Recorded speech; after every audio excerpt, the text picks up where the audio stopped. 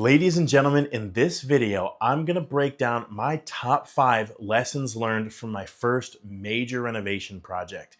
In my last video, I detailed out a 6-unit building that I purchased that we renovated start to finish in about 6 months. And through that process, we have some things that we kept with us that sustained us all the way through my real estate scale journey. And when I say real estate scale journey, I'm talking about our rapid growth over the last couple of years, because after we finished out this project, we really started to scale up our business, and we went from 18 units all the way up to 72 units in less than a year. And it was a wild time. But stick with me, because I want to share these tips and tricks with you, because it's the things that I've kept in my back pocket, and now it becomes standard practice to continue to implement these things in our business as we continue to grow. The first one is incredibly important. Should you pay by the hour or should you pay by the job?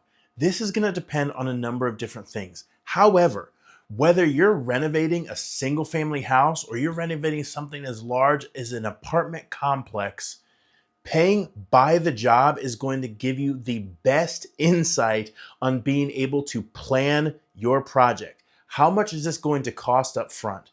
Will we put in a not to exceed budget? Meaning I cannot and will not pay more than this number for this specific renovation. That communicates with you and your contractor a level of trust, a level of speed, and making sure that before you even close on the deal, that you're going to be able to get it across the goal line. So when I was renovating this deal, I made a huge blunder, and that was not realizing that I need to pay by the job. And yet I decided to pay by the hour. Fairly green in real estate, had only about 18 doors at this point, but we decided to pay by the hour. And while I love my contractor that did this job for me, and he went on to do several projects with us afterwards, the pay by the hour can be abused. For example, my contractor at the time was charging $36 per hour and $15 per hour for any of his workers. When he first started, it was great because it was just him just kind of figuring out the project. He had never done an apartment building like this before. So paying him $36 an hour was no big deal. Maybe after a week of work, it was $1,000, give or take. But then he started to add more crew members, which is good for me because more crew members means that the job's going to get done faster, even though I'm paying more. 2 people is $30 per hour throughout the week. We'd be somewhere around $2,500. But then he had 2 to 3 extra guys, and these guys were not as experienced. And if he wasn't on site, if he wasn't there to monitor them, they would be talking to each other, they'd be taking breaks, and that's money that is literally being wasted. So after paying 5 guys plus him, that total of 5 days per week, 8 hours a day, was $4,440 minimum. And the units weren't getting done very fast because they had no incentive to get the project done quickly. They were getting paid regardless of how many units got done. So what was supposed to be a 3-month project got extended out all the way to a 6-month project. This is the velocity of money. Every single day that your property goes unrented is missing revenue in the business. And that is a problem that we need to fix immediately. The faster the project gets done, the faster we can rent it, the faster it's producing income, which of course leads us to a quick refinance, paying out our investors, and having a cash flowing asset and moving on to the next target. The second key lesson learned is huge, and that is quotes. Whenever we're doing a renovation or even just a specific item, we want to get as many quotes as possible. We want to have information so we can make the best decision. If you don't have a key contracting partner that does your entire renovation, you'll want to bring in contractors and get 3, 4, even 5 different quotes. Allow those professionals to come in and give you a good idea of what it's going to cost to finish your renovation project. Some people like to subcontract it out, meaning they'll hire a drywall guy or they'll hire a painter and then they'll hire a flooring guy and a trim guy and a cabinets guy. That's all good and well. That's not how I like to do things because I want to make as few decisions as possible. I want one team that's going to come in and they're going to do the entirety of the project. It takes decision fatigue off of me and it puts it on the contractor, and all we have to do is partner together. There's less moving parts and I get to build a relationship with somebody that I can take with me on to the next deal.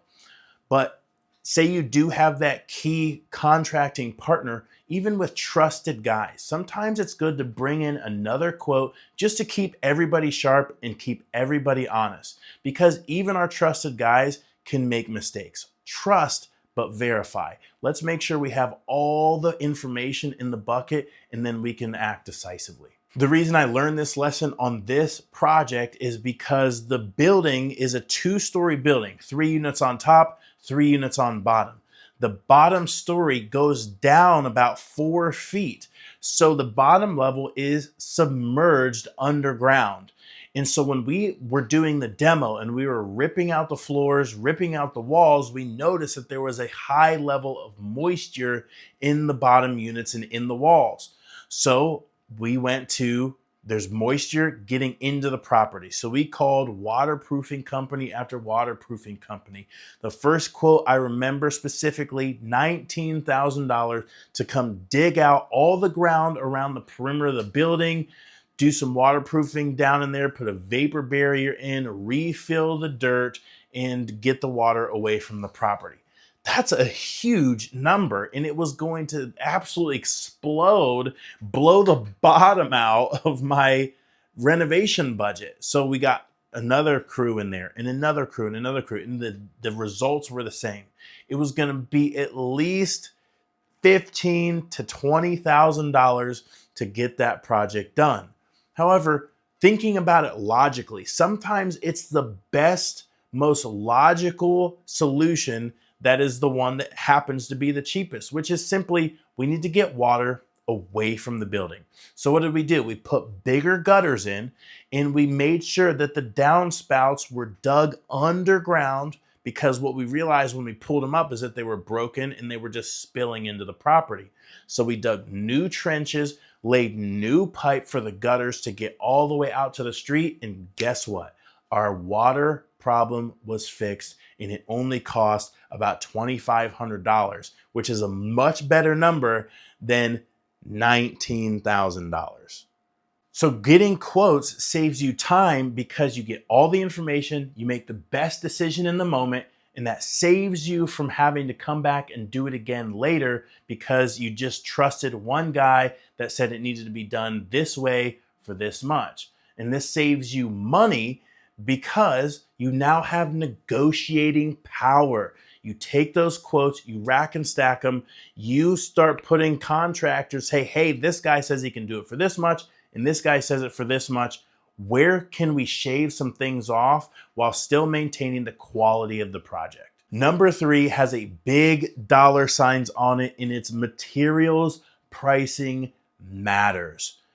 When we were buying and sourcing the materials for this deal, it was a big process of figuring out where do I get the right materials and for the right price. And we always want to lean towards quality, because the higher quality stuff we get, the longer it's going to last in the units. And the most expensive thing in rental real estate is turnover. When you're spending $2,000, $3,000, sometimes even $4,000 when somebody moves out of a unit, that is a cash flow killer. So we lean towards quality. Now, during this process, I built out a materials pricing sheet. With my mentor and his resources, we built out where the materials were going to come from.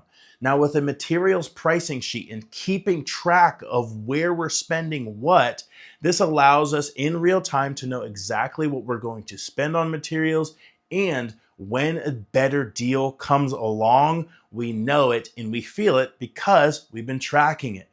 Something I always say in my business, if you don't know your numbers, you don't know your business. We need to know down to the penny what it's going to cost us and when another deal comes along. If you've been watching some of my videos, you'll know that I use hard money lenders to fund the acquisition of our properties, and then we use private investors to bring in the capital on the renovation side. And that is a huge tip, because when you have your money sitting in a business bank account ready to be deployed, you can go and negotiate with suppliers to drive down the cost of your materials, because I can go buy in bulk, and suppliers absolutely love that. Whereas on the other side, if I was getting my renovation capital from a hard money lender, I would need to fund my first leg of the renovation, meaning I have to buy the materials for the first leg and fund the labor of the first leg before I can go get another draw. This limits your speed and agility when it comes to getting your prices down and getting your materials in bulk. On this 6 unit, I partnered with my mentor and had access to his Home Depot Pro account. From Home Depot, I ordered my appliances, my vanities, my toilets, my tubs, my surround, and lots of things in between. This gave me a snapshot. What is my material cost? Because I can see it at the bottom of the quote. I got his discount because he buys in large volumes, as well as we were buying in bulk, so that drove the price down even more. Now, of course, you have to have a place to store these things. You can store it on site, or you can store it in a storage facility. But that brings me into my next key lesson learned on this 6-unit renovation project. But before I get into that, pricing on your material saves you time, because you're keeping track of where you're getting all your stuff. On your next project, you don't have to run around, hey, where did I get this? Where did I get that? No, we go to our materials pricing sheet. And of course, it saves you money for all the things that I just listed before. Key lesson learned number 4, spoiler alert, it's having your materials on site, or at least close. Having them on site isn't always the best option, especially with vacant properties. People know these neighborhoods. They know when a property's been sitting empty, and there's activity at a property means there's opportunity for them. We had to learn that the hard way. I stored about $1,000 worth of paint in one of the units. Somebody broke in, and I thought, who is going to take 5-gallon jugs of paint? Somebody wants that, turns out. So they took that from me, and it was a lesson that I will never forget. So having your materials at least close by. Not at Lowe's, not at Home Depot, not at the supply house where you have to take your time to go get it, but on site, meaning at the property or at your location, a storage location. We live about 20 minutes away from the property, so it was easy for me to drop materials in my truck, take them up there, or leave them out for my contractor to come pick up. Having materials close by is enabling you to step in to your highest and best use of time. Is your highest best use of time driving to Lowe's, picking things up, running all around town? I know even today in my business, when I step out to run errands, I'm gone. It always takes longer than I think it's going to take. So how can I minimize that as much as possible so I can utilize my time to find the next deal, to refine our operations, to find our next hire, and just continue to grow the business from within and not be running around town trying to figure things out. And last, but certainly not least, number 5 is probably my favorite tip in the business, which is building relationships with the suppliers. This is absolutely huge, because when you build relationships with people who know you, who like you, and who learn to trust you, that's absolutely huge. It takes work on our part, because in order to be somebody that people know, like, and trust, we need to be someone worth knowing. We need to be someone who is likable, and we need to be someone who is trustworthy. And the best way to do that is to continue buying from people who give you great deals. Stand and chat with them for a little bit and not just get the materials and go, and I got to be on. Grant Cardone is a great example of this because he says you need to be running to your next appointment. You need to be sprinting in between, and then it makes everything transactional. All I want from you is what you can give me and nothing else. Give me the best deal, and if not, I'll just go find somebody else. And sometimes there's room for that if you're getting screwed on your materials pricing and you have to stay within a certain budget. But building relationships is one of the best things that you can do as an entrepreneur, as a real estate business owner. Because when I build relationships with my flooring guys, and I use them as an example all the time, these young two Greek guys, they're cousins, and they run this flooring shop up in Cleveland. And I met them through Facebook Marketplace. They were selling. And so I love going up. They have a coffee machine. I'll have a cup of coffee and we'll just chat. And while that might not be the best time saver, it does save on money and it adds to the enjoyment of doing life as a business owner. Because guess who's the first person that they reach out to when they have a great deal? When they need to move something out of their warehouse and they're willing to let it go for a super low price. They call me. And so my tip to you, my lesson learned is build out those strong relationships because they will certainly pay dividends throughout your entire investing career. So if you didn't get something that didn't save you one time or two money, you might want to go back and watch this video again. But ideally, you got something that saved you time and saved you money on the renovation side. I love sharpening the side of real estate, and it's really important to continue and sustain real estate success by making sure we know the numbers in our business. But of course, I hope that this video served you. If you feel served, go ahead and leave me a comment, give us some feedback, ask a question, and of course, subscribe because as you know, 10 a.m. every Tuesday, I'll be dropping real estate knowledge. I hope that this video served you. We do have a verse of the week, one of my favorite verses, which is Psalm 37, verse 23, which says, "The steps of the righteous are ordered by the Lord, and he delights in his way." And what that verse says, and it's been something that has sustained me as an entrepreneur, sustained me when I don't know exactly where I'm going, if I'm taking the right steps, if God is guiding me. If we break it down, the steps of the righteous. A righteous one is someone who is first saved, believes in God, saved by grace through faith. But a righteous person is also somebody who follows the commands of God. As it says in John, he who loves me will follow my commands. So if we're walking in righteousness, we are walking in God's commands. The steps of the righteous are ordered, meaning if I'm walking in righteousness, my steps are ordered by the creator of the universe, the one who sees, hears, and experiences everything at all times is ordering my steps. So how could I possibly go wrong if I am walking in the commands of God? I am walking in righteousness, and God delights in my way. God delights in that path because he's called us each to something, and he's called us each into greatness. And that's exactly what this verse is describing. When I follow God, he has ordered my steps and he loves to watch me do it with him. It's a co-labor. It's a partnering with God.